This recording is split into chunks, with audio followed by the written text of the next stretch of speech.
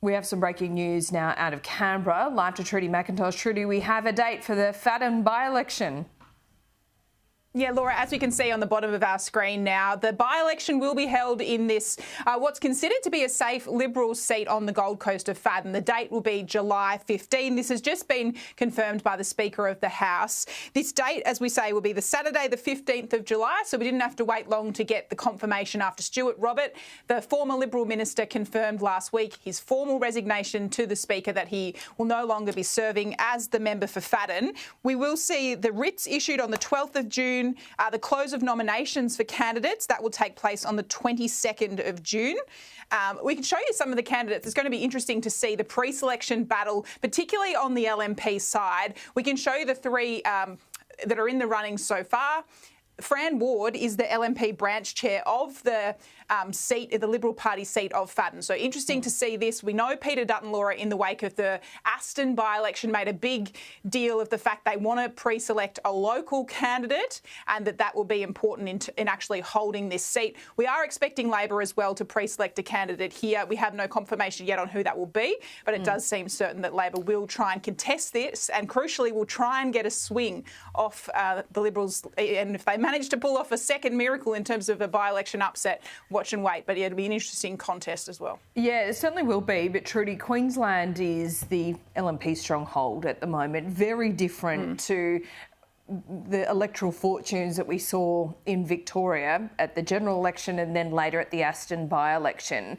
But I am picking up a little bit of nervousness among Liberal and National MPs in Queensland about any by-election, whether it be in a safe seat traditionally like Fadden or otherwise.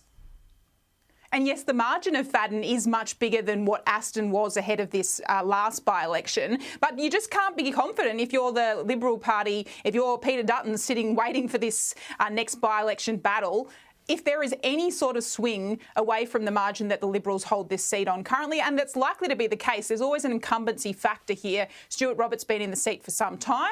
Whether his personal vote is translated to the LNP, whether we see One Nation running a candidate in this seat, the dynamics of how that result is translated for Peter Dutton will be very interesting. It's a good test for him. They're already running ads in the seat, Laura, to try and really target the cost of living pressures, try and make this a by-election test and a referendum on the cost of living crisis facing Australians at the moment. So really interesting to see this contest. Also worth keeping an eye out what happens with Scott Morrison. Are we going to see a second by-election in the seat of Cook? Let's see. Well, perhaps this retirement from Stuart Robert is a good thing for Peter Dutton. Perhaps it's a positive for the reputation of the party. But I was going to mention Scott Morrison because there is an expectation that he will resign from politics between now and the next election.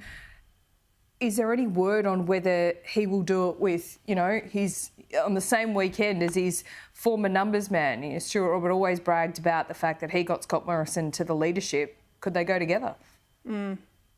Well, you'd imagine there would have been a level of a conversation between Stuart Robert and Scott Morrison before he pulled the pin on his political career.